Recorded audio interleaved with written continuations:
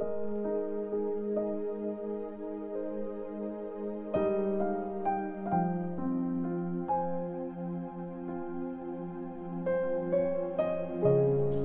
chapter 1. Nasira ang mga pananim.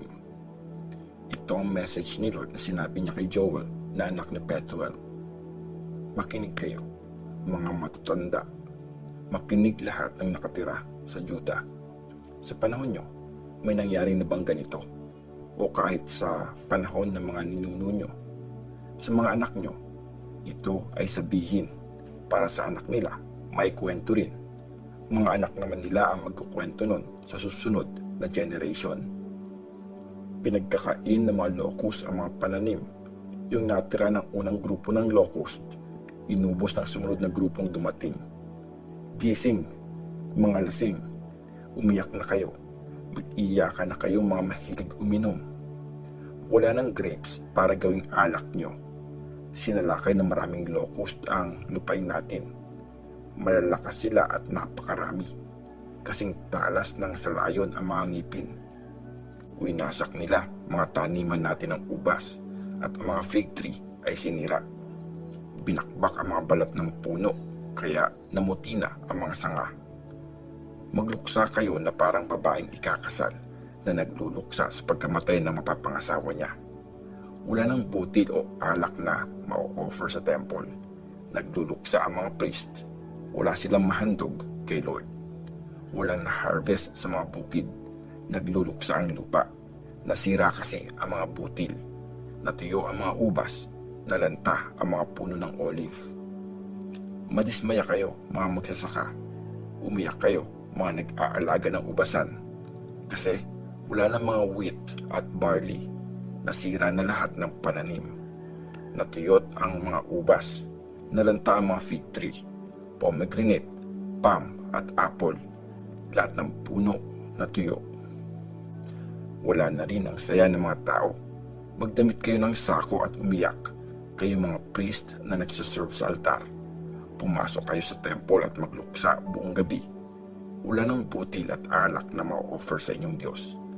Iutos nyo na mag-fasting ang lahat. Lahat ng tao ay ipatawag. I-gather ang mga leader at lahat ng taga-Juda. Papuntahin sila sa bahay ni Lord na inyong Diyos. Tumawag kayo at umiyak sa Kanya. Malapit na ang araw ni Lord, ang araw na pagwasak na gagawin ng mga pangyarihan. Nakakatakot ang araw na yon. Kitang-kita natin nung masira ang mga pananim. Wala nang saya sa temple ng Diyos natin. Nangulubot na ang mga buto sa tuyot na lupa. Walang kalaman-laman ang mga bodega. Wasak na ang mga imbakan. Kasi walang ma-harvest na pananim. Umuungol ang mga hayop. Di sila mapakali. Wala na kasi silang pastulan, pati mga tupa nahihirapan. Lord, tulungan mo kami. Nasunog na ang mga pastulan. Tinupok na ng apoy lahat ng punong kahoy. Tumatawag na rin sa iyo ang mababangis na hayop. Kasi tuyo na ang mga sapa. Nilamon na ng apoy ang mga pastulan. Joel chapter 2. Warning tungkol sa araw ni Lord. Hipa ng trumpet sa Zion. Magbigay ng warning sa banal na bundok ng Diyos. Maninig kayo sa takot, mga taga-Juda. Malapit nang dumating ang araw ni Lord. Madilim at malungkot ang araw na yon. Makulimlim at maulap. Parating na ang malaking army ng mga locust. Parang dilim na kumakalat sa bundok. Wala pang nangyaring ganito noon at hindi na rin mauulit sa ibang generation. Parang apoy ang mga locust na lumamon sa mga halaman. Malagkar din ng Eden ang lupain ng dinatnan, pero pag alis nila doon, nagmukhang desert na tiwangwang. Wala silang pinapalagpas. Kung titingnan, para silang mga kabayo, para mga kabayong panggera na tumatakbo. Pag tumalon sila sa tuktok ng mga bundok, parang rumaragas ang karwahe ang maririnig na tunog. Parang tunog ng tuyong damo na nasusunog. Para silang powerful na army na ready nang sumugod. Takot na takot ang lahat pagpalapit na sila. Lahat ng tao biglang namumutla. Para silang warrior kung umatake. Para mga sundalong umaakyat sa pader. tuloy-tuloy ang pagmamarcha nila. Walang nalilihis sa paglakad. Hindi sila nagkakabungguan. Lumalakad sa kanya-kanyang daan. Nalulusutan nila ang depensa ng kalaban. Hindi sila mapipigilan. Sinusugod nila ang city. Nilalagpasan ang mga pader. Inaakyat ang mga bahay. Pumapasok sa bintana na para magnanakaw. Nayayanig ang mundo sa pagdating nila.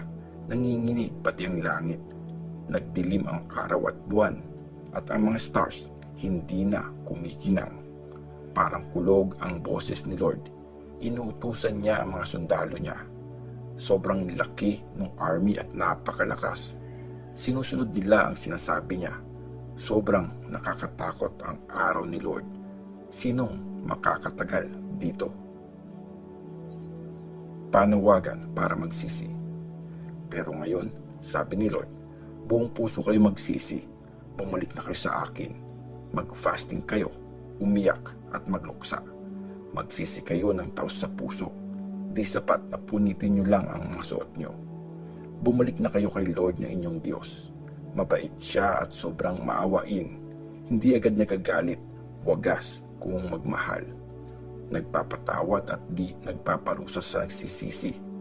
Malay natin, magbago ang isip niya at maawa siya. At i-bless kayo ng maraming ani.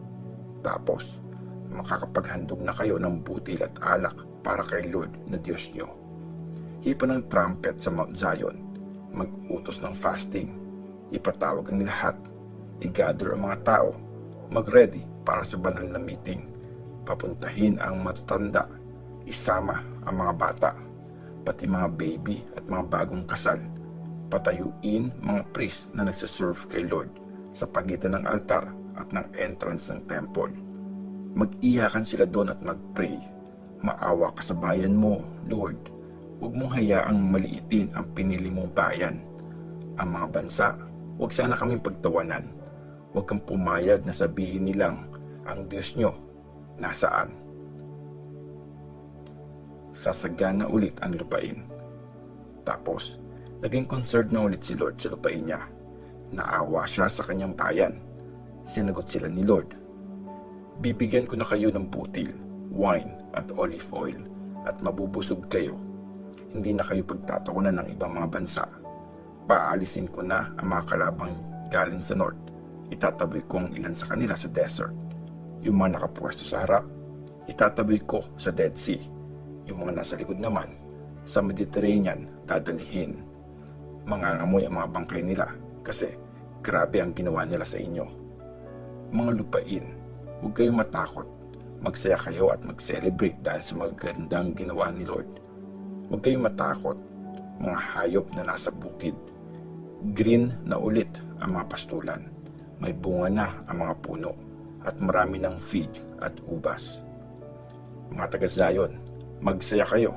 I-celebrate nyo ang ginawa ni Lord na Diyos nyo. Binigyan niya kayo ng sapat na ulan nung taglagas.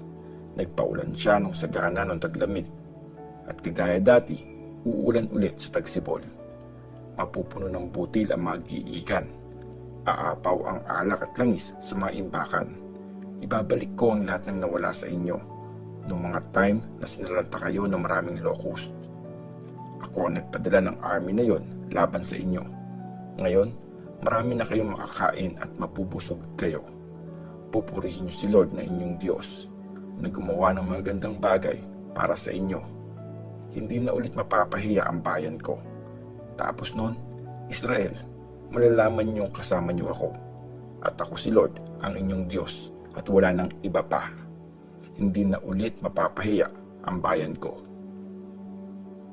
Ang araw ni Lord. Tapos nun, ibubuhos ko sa lahat ng tao ang espiritu ko. Ipipreach ng mga anak niyong lalaki at babae ang message ko. Mananaginip ang matatanda at makakakita ng vision ang mga kabataan. Sa panahong yon, ibubuhos ko ang espiritu ko pati sa mga alipin, lalaki man o babae.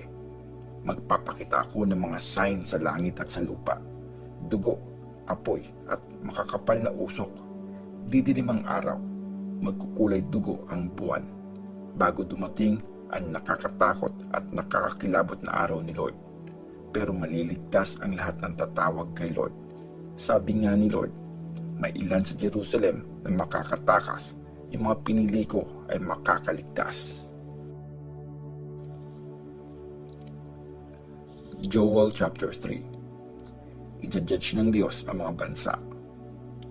Sabi ni Lord, sa panahong yun, ibabalik ko ang magandang buhay sa Juda at Jerusalem. Titipunin ko ang mga bansa at dadalhin ko sila sa valley ng paghatol. I-judge ko sila doon dahil sa ginawa nila sa Israel, ang bayang pinili ko. Kinalat nila ang mga Israelites sa iba't ibang bansa at pinaghatian ang aking lupain. Nagpalabuntan pa sila para malaman kung kanino mapupunta ang mga nahuli nilang bihag. Binenta nila ang mga batang lalaki kapalit ng mga prostitute at ang mga batang babae kapalit ng alak. Ano itong ginagawa niyo sa akin, Tyre, Sidon at buong Philistia? Ginagantihan niyo ba ako? Kasi kung ganon, ibabalik ko agad sa inyo ang mga pinaggagawa niyo. Kinuha niyo ang mga silver at gold ko at dinala sa mga temple niyo ang kayamanan ko. Nilayo niyo ang mga taga-Juda at taga-Jerusalem sa sarili nilang bansa at binenta niyo sila sa mga Greek. Ngayon, aalisin ko sila sa lugar na pinagbenta niyo sa kanila at gagawin ko sa inyo yung mga ginawa niyo sa kanila. Ibibenta ko ang mga anak niyong lalaki at babae sa mga taga-Juda. Tapos, ibibenta sila sa malayong bansa sa mga taga-Sabeya. Akong si Lord ang nagsabi nito. I-announce niyo ito sa mga bansa. Mag-ready kayo sa gera. Tawagin ang matatapang na warrior. I-gather lahat ng sundalo at sumugod na. Gawin niyong espada ang mga pang-araro niyo at sibat naman ang mga karit. Makikipaglaban din yung mga mahihina. Pumunta na kayo. Bilis. Kayong lahat na bansa sa paligid. Magsama-sama kayo dun sa valley. Pasugurin mo na ang army mo, Lord. Dapat mag-ready na ang mga bansa at pumunta sa valley ng paghatol. Akong si Lord ay uupo doon at magja-judge sa lahat na nakapaligid na bansa. Tagpasin na sila, dapat nang anihin. Durugin sila parang ubas sa pisaan hanggang sa umagos ang alak. Napakasama kasi nila. Sobrang dami, libo-libo ang nasa valley ng paghatol. Sa lugar na yon, mangyayari ang araw ni Lord. Didilim ang araw at buwan at ang mga stars hindi nakikinang. Ibibless ng Diyos ang bayan niya. Dumadagundong ang boses ni Lord mula sa Mount Zion. Parang kulog ang boses niya mula sa Jerusalem. Nayayanig ang langit at ang lupa, pero si Lord ang takbuhan ng bayan niya. Safe ang Israel dahil sa Kanya. Malalaman niyo ngayon na ako si Lord na inyong Diyos. Nakatira ako sa Zion, sa banal kong bundok. Magiging banal ang Jerusalem at hindi na yon masasakop ng mga dayuhan. Sa panahong yon, dadaloy ang wine sa mga bundok. Aagos ang gatas sa mga burol at may saganang tubig para sa buong Juda. Aagos ang tubig mula sa temple ni Lord at didiligan noon ang Acacia Valley.